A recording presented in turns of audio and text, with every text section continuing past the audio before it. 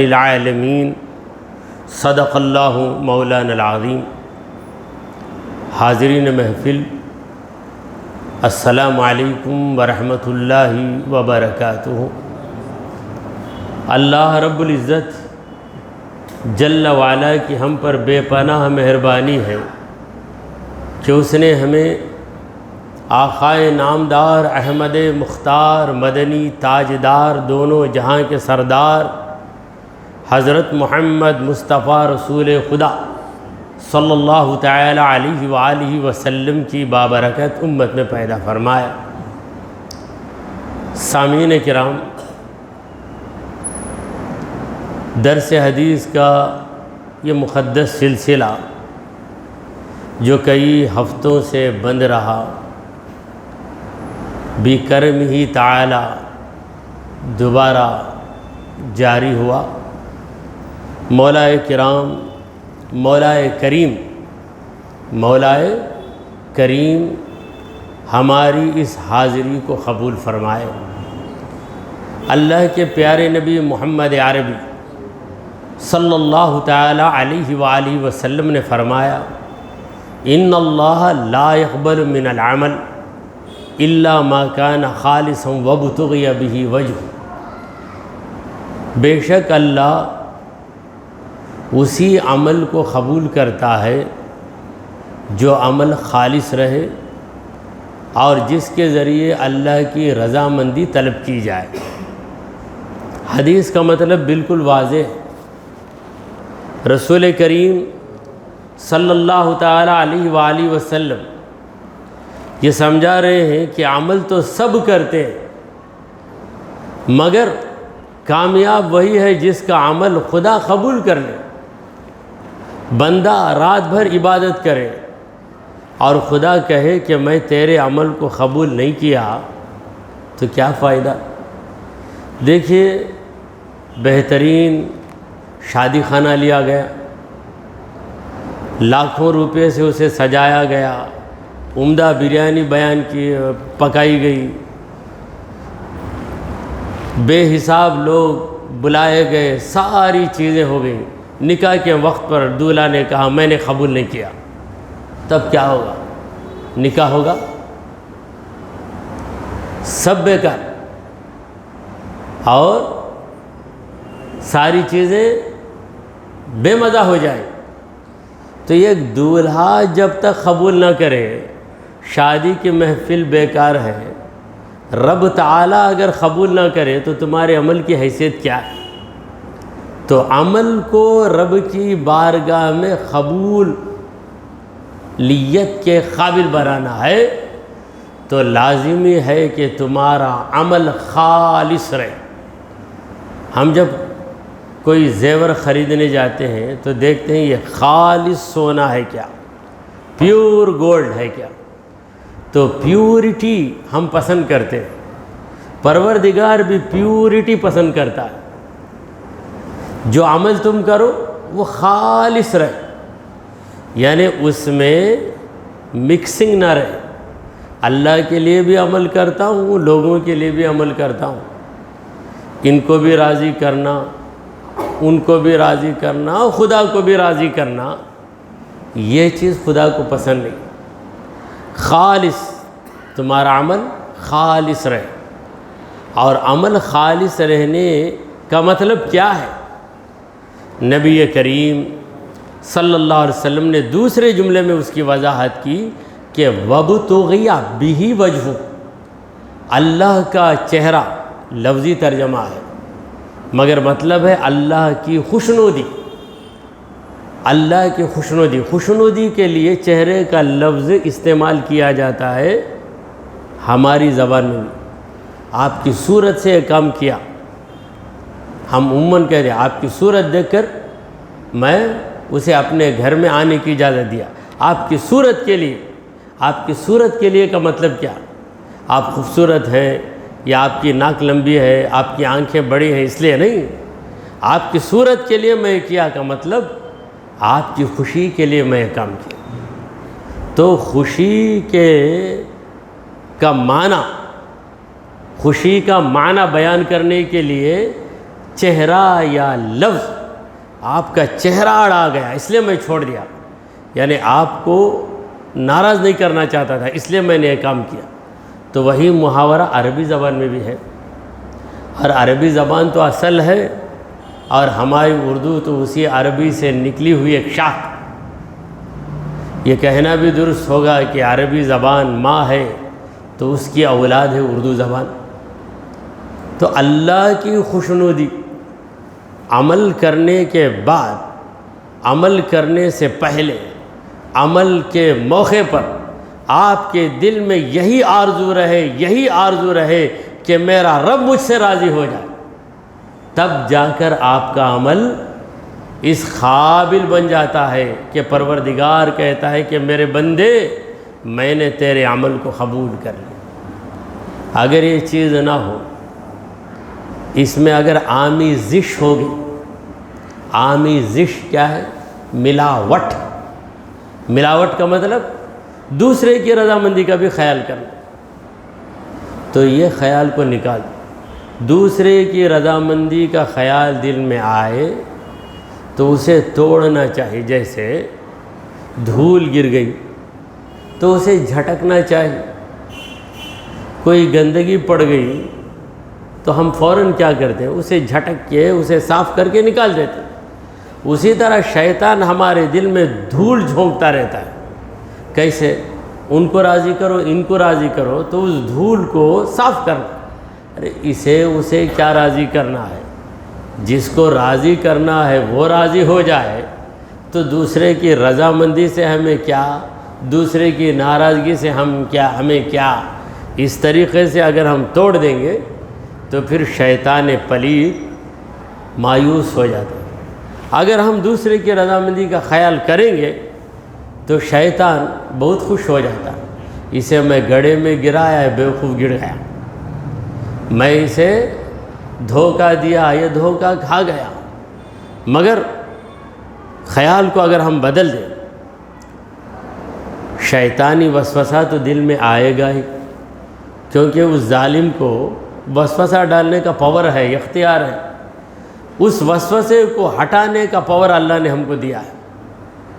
وہ وسوسہ ڈالے تو فوراً کہنا کہ ہاں وہ بہت بڑے آدمی ہیں، مگر ان کی رضامندی سے کیا ہوتا ہے؟ دل ہی دل میں سوچ لو۔ یہ جو فائٹنگ ہے یہ بغیر آواز کے فائٹنگ ہے، اس میں آواز نہیں ہے۔ اس جھگڑے کے اندر شیطان اور ہمارا جھگڑا برابر چلتا رہتا ہے، برابر چلتا رہتا ہے، تو ہم غالب آ جاتے ہیں، شیطان ہم پہ غالب آ جاتا ہے، اسے غالب آنے نہ دیں، ہم غالب آ جائیں۔ تو اس کے لیے مراقبے کی ضرورت ہے۔ مراقبہ کا معنی کیا ہے؟ انسپیکٹنگ، سپروائزنگ، برابر نظر رکھنا۔ یہ خیال آتے ہیں سوچنا یہ تو شیطانی خیال ہے، کیوں دوسرے کو راضی کرنے کا خیال آیا؟ جبکہ میں عبادت میرے مولا کی کر رہا ہوں، اب دوسرے کی رضامندی کا خیال اس میں کیوں آیا؟ یہ خیال میرے دشمن کا خیال ہے، فوراً اس خیال کو کاٹ دیں، جو ہی کاٹ دیں گے آگے بڑھ جائیں گے۔ اسی کو بزرگوں نے مراقبہ کہا۔ دیکھیے ایک مراقبہ تمرین کے لیے، مشق کے لیے کرایا جاتا ہے کہ آنکھ بند کر لو، آنکھ بند کر لو، یکسو ہو جاؤ، سوچو کہ تم کون ہو، تم کیا ہو، تمہاری زندگی کا مقصد کیا ہے۔ یہ مشق کے لیے، مگر جب بندہ اس میں عروج کرتا ہے تو اسے مراقبہ دائمی حاصل ہو جاتا ہے، ہمیشہ مراقبے میں رہتا ہے۔ جیسے آج کل کسی کی حفاظت کے لیے کالے بلے کو کھڑاتے ہیں، بلیک کیٹ کو۔ وہ بلیک کیٹ کیا کرتا؟ وہ کیٹ نہیں ہوا، اصل میں آدمی ہے، مگر اسے نام دے دیا گیا کیٹ کا۔ تو دیکھتا رہتا کون کیا کرتا، کون کیا کرتا، یعنی مراقبہ کرتے رہتا برابر۔ تو یہ ہمارا دشمن ہے، اور اس کے لیے اللہ تبارک و تعالیٰ نے ہم کو عقل سے نوازا ہے۔ خیال کو بھی پرکھنا، یہ خیال رحمانی خیال ہے یا شیطانی خیال ہے۔ تو شیطانی خیال کو توڑ دینا اور رحمانی خیال کو اپنا لینا، یہی ہمارا مشغلہ بن جائے۔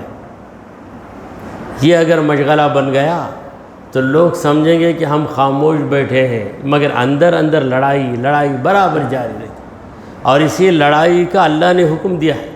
اللہ نے فرمایا ان الشیطان لکم عدو، شیطان دشمن ہے تمہارا، یعنی لڑتا ہے تم سے، فاتخذوہ عدوا، تم اسے دشمن ہی بنائے رکھو، تم بھی اس سے لڑتے رہو۔ تو یہ ایک حدیث ختم ہوئی، اب دوسری حدیث کی طرف ہم بڑھتے ہیں۔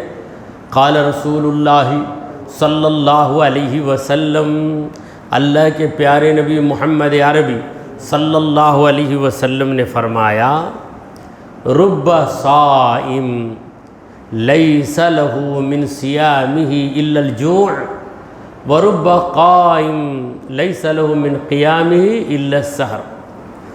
بہت سے روزے دار، رب صائم، بہت سے روزے دار، ان کو روزے سے کچھ نہیں ملتا، لیس لہ من صیامہ، اس کو روزے سے کچھ فائدہ نہیں، الا الجوع، سوائے بھوک کے، بھوک کو محسوس کرتا، اور کوئی چیز اسے نہیں، یعنی اسے ثواب بھی نہیں ملتا، درجہ بھی نہیں ملتا، خدا کی رضامندی بھی نہیں ملتی، اور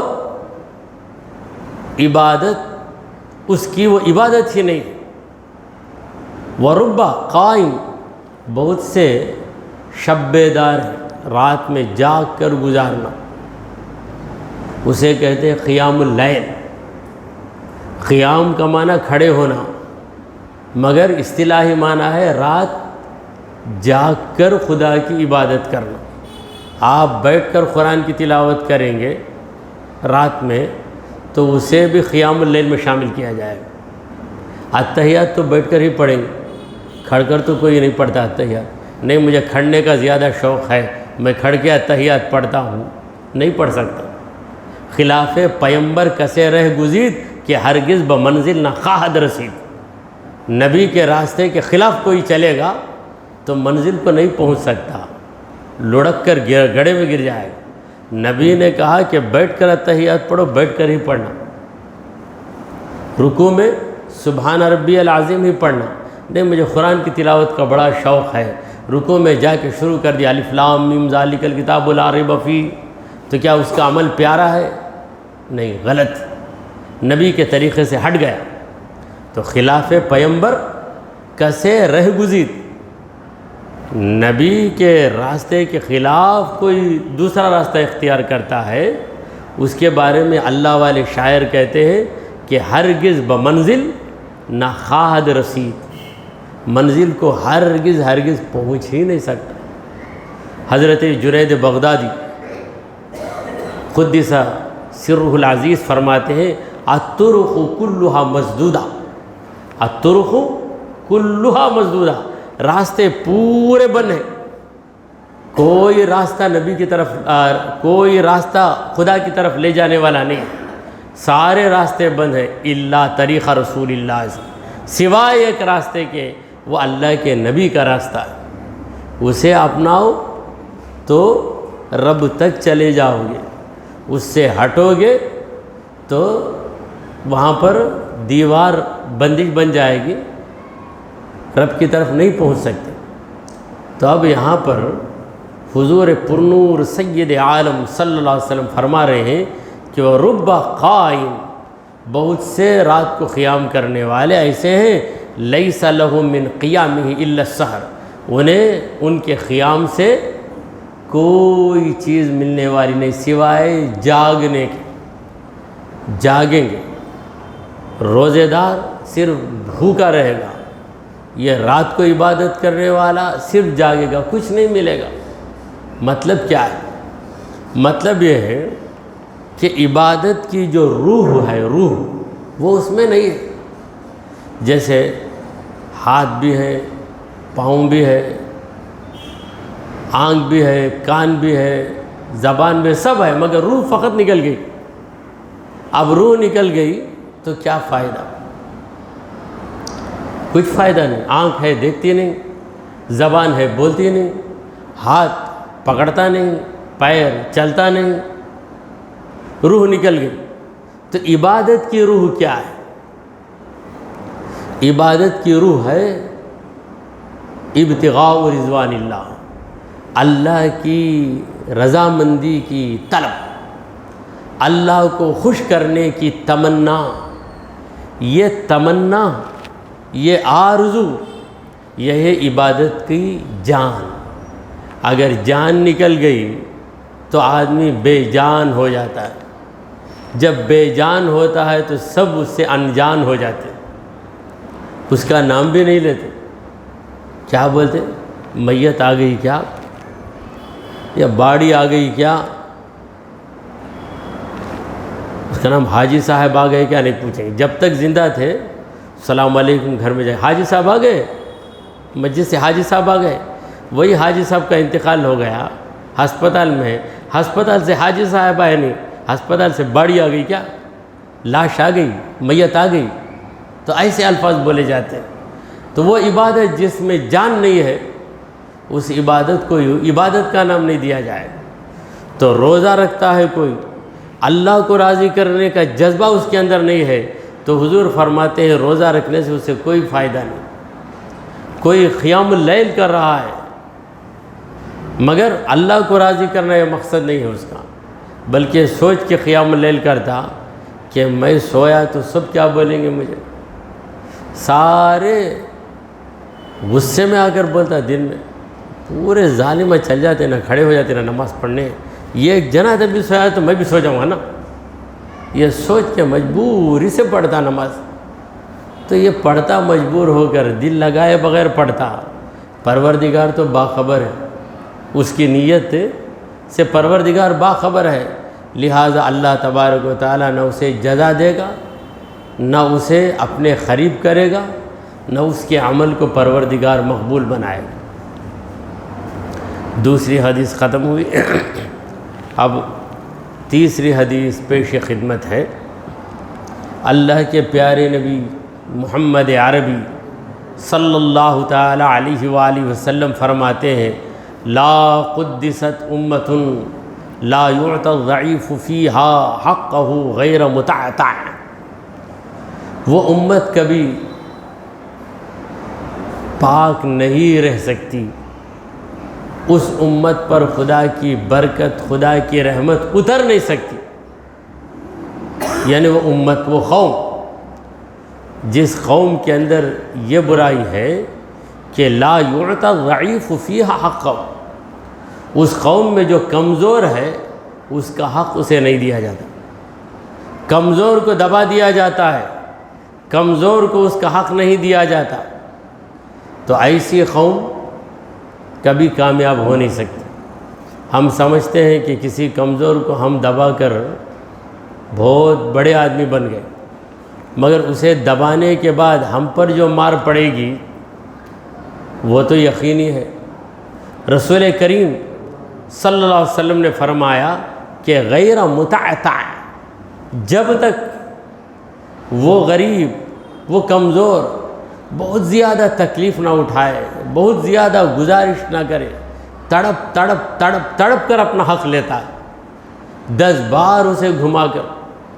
بعض لوگ وعدہ کر دیتے، بھائی تمہاری بیٹی کی شادی ہے تو میرے پاس آ جاؤ، میں دے دیتا ہوں۔ بیچارہ جاتا، کیا بھائی آج نہیں صبح ہو بھائی، خیر جا کے دوسرے دن آیا، جی آؤ، بولے تو صبح ہو، بولا تو کیا بھاگ تو آ جائیں گے، صبر نہیں تمہارے اندر؟ اچھا کب ہو بھائی؟ آؤ 10 دن بعد آؤ، پھر 10 دن بعد آؤ، اتنا جلدی آ گئے تو کیا؟ شادی سے 1-2 دن پہلے آنا، جلدی دے لے کر کیا کر دی تمہیں؟ پھر شادی کے 1 دن آئے تو یہ نہیں رہتے، پھر پوچھے تو میں وہاں ہوں، ادھر آؤ، گھومتا گھومتا بیچارہ گھما گھما کر اس کے بعد اسے دیتے، یہ رکھو 5000 بات کا دیکھیں گے، جاؤ۔ تو اس طریقے سے کسی کو ستایا گیا۔ اگر تم کو نہیں دینا ہے تو زبان دینے کی ضرورت کیا تھی؟ وعدہ کرنے کی ضرورت کیا تھی؟ وعدہ کر کے اس کے دل میں شوق پیدا کر کے پھر اسے گھما گھما کر تو ایک گھومنے کے سلسلے میں اس کے کئی پیسے خرچے ہو جاتے ہیں، وہ غریب کے لیے 10-20 روپے بھی بھاری رہتے ہیں۔ تو اس طریقے سے ستا کر کسی کا حق دیا جائے، تو اس طرح ستانے والی قوم کبھی مقدس نہیں رہتی۔ تو تقدس میں پاکی کا معنی بھی آ جاتا ہے اور اونچے مقام کا بھی معنی آ جاتا ہے، یعنی ایسی قوم کبھی بلندی پہ جا نہیں سکتی، یہ قوم تنزل کی طرف ہی جائے۔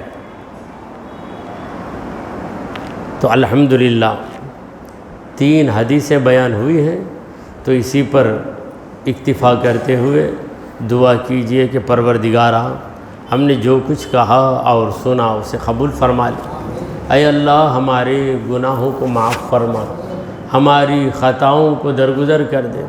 اے رب العالمین ہم پر تیری رحمتیں نازل فرما۔ اے اللہ ہمیں سیدھے راستے پر چلا، تیرے انبیاء تیرے اولیاء کے راستے پر چلا۔ اے رب العالمین ہمارا خاتمہ ایمان کی حالت پہ فرما۔ وصلی اللہ تعالی علی خیر خلقہ سیدنا وحبیبنا ومولانا محمد وعلی آلہ وصحابہ اجمعین۔ الفاتحہ۔